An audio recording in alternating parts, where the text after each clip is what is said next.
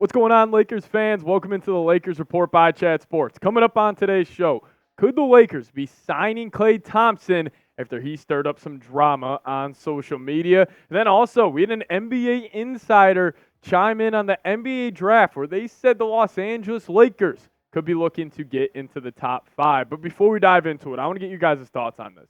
Would you sign Klay Thompson during NBA free agency? Give me an S for sign or a P for pass down in the comment section, as some people think he's washed. Some people still think he has a Ray Allen-esque run in him. But you guys let me know. Would you sign Klay Thompson?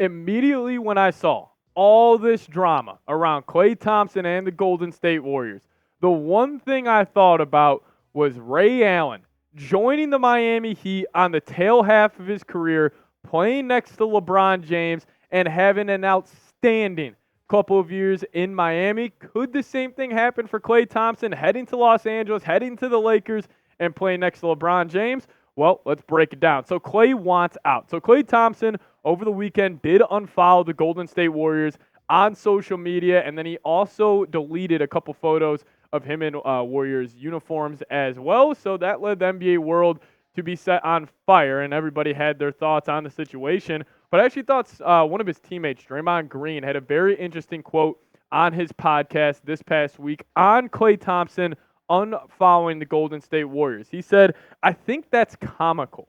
I know you all would be wanting somebody's feelings to be hurt or something. It ain't that. It ain't ever going to be that." That's hilarious. Now, this was extremely interesting from Draymond for a number of reasons. And I will say this, I don't think it's, necessarily a dumb take to say players unfollowing their team on social media means something nowadays, because clearly it does. Like Klay Thompson, that didn't just happen.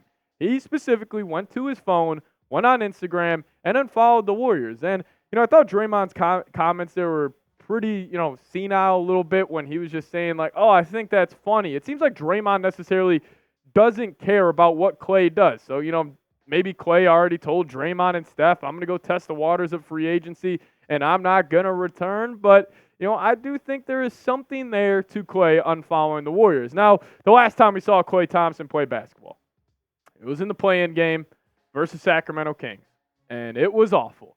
And I think this left a terrible taste in everybody's mouths in regard to Klay Thompson's playing performance this past season. 0 points, 0 of 10, 0 of 6 from downtown, a minus 12 plus minus. And I get it. That is absolutely terrible. And he is not the same Klay Thompson that he used to be. But take a look at his numbers from the season. They're not bad. People freak out saying Klay Thompson is cooked. Klay Thompson is washed, and yes, he is not the same person as he once was back in his prime in Golden State, being one of the best two-way players we have in the NBA.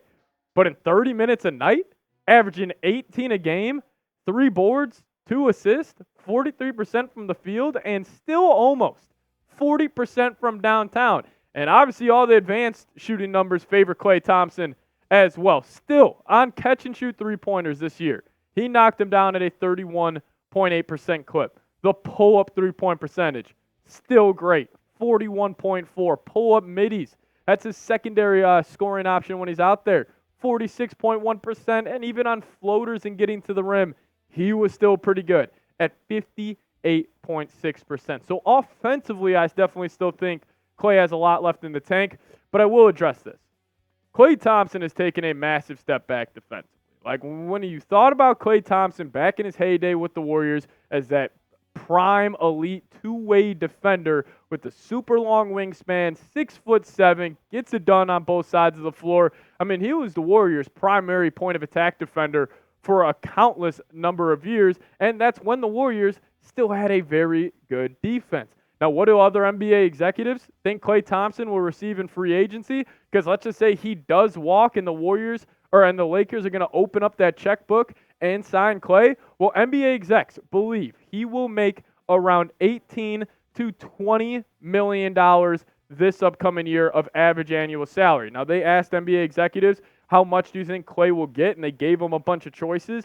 And 5 NBA executives believed he will make $18 to $20 million. So I still think that shows to the point that Klay has value. And honestly, Klay Thompson on a $20 million deal, I don't hate that at all. I still think he would be extremely productive and be one of the best $20 million per year players in the NBA. And also this, I think Klay Thompson's game is going to translate very well to a defined role in the last years of his career. Like, if you just ask Klay to enter that Ray Allen, JJ Redick mold where it is strictly you are there to knock down threes, and if you catch fire, then, hey, we're probably going to win that basketball game. And, I understand, like I just said, like, defensively he's not the same guy, no doubt about it. But, like, having a guy who is 6'7" and can knock down the three-point ball at a extremely, extremely high rate, that is still very, very valuable. And, Klay Thompson still shot 38% from downtown this season. I think people just are so fixated on that Sacramento Kings playing game where they're like, oh, Klay's cooked. You couldn't guard Malik Monk. You couldn't guard De'Aaron Fox. You couldn't guard any of these guys. And he was also 0 of 10. Like, what value does he bring on the basketball court? That was just one game that does not, represent what he was doing the whole second half of the year where he was frankly fantastic. Now, I do want to ask you guys, is Klay Thompson, is he washed up? Because this is definitely a highly debated topic right now amongst NBA media members and NBA fans. But you guys let me know. Is Klay Thompson washed up? Give me a Y for yes or give me an N for no down in the comments section. Now, we got a report suggesting that the Lakers could be trading up in the NBA draft. Never thought we would see that. But let's break it down. This is coming in from Sam Amico, who is pretty tapped in the NBA. And this is what he said on the Lakers trading up. He said one league source told HoopsWire last week that he envisions the Lakers and Heat making a strong play for a top 5 pick. Also, the Memphis Grizzlies hold the number 9 overall pick and could be among those exploring the idea of moving down. Some feel that in this draft, there won't be much of a difference in the upside between, say, the number 10 or between the number 9 and number 20 selection. So who could the Lakers trade up for? Because, I don't, like, in terms of just fit, like, I couldn't really see the Lakers going all in on, like, Alex Sarr, the number 1 pick, or even a guy like Stephon Castle. Couldn't see that. But let's just go over 5 guys here real quick to end today's show on who I think the Lakers could end up getting. So Donovan Clingan, the first player on this list, the center out of UConn, prototypical 7'2" rim protecting center, gives me very Walker Kessler-esque vibes when he's out there on the court as that just elite rim protector. Is very limited offensively, needs to work on that push shot, no doubt about it. But at 7'2", pair him up the next to Anthony Davis, I could really see that working out for the Lake Show. But another guy, Reed Sheppard, and maybe this could be a move just to get LeBron, another white guy next to him, as he took Alex Caruso to the next level, he took Austin Reeves to the next level. Why not run it back with Reed Sheppard? And Reed Sheppard's awesome. He reminds me a lot of Derek White of the Boston Celtics, where he's just going to play the game the right way, be very efficient, make the right read, be an above average defender. And Reed Sheppard, in my opinion, if there's one player that is the most equipped to win now on the Lakers and with how the current roster is constructed, Reed Sheppard's my guy. So that was another one that I could see the Lakers, having circling on their big board where it's like, hey, if he falls to 5, we're calling the Detroit Pistons and we're trading up. Now, the next one up on the list, Devin Carter. Now, Devin Carter I don't think he's going to go top 5, but in terms of fit, I think he stands out with the Lakers. Now, I will make this, though. Devin Carter was reportedly promised by a team inside the draft lottery that he would not fall out of the lottery. So I think it's going to be no doubt Devin Carter goes in the top 14 of this draft. And again, maybe the Lakers view him as that grit and grind, like Josh Hart type of player where even though he is undersized, he plays bigger than he is, and he's also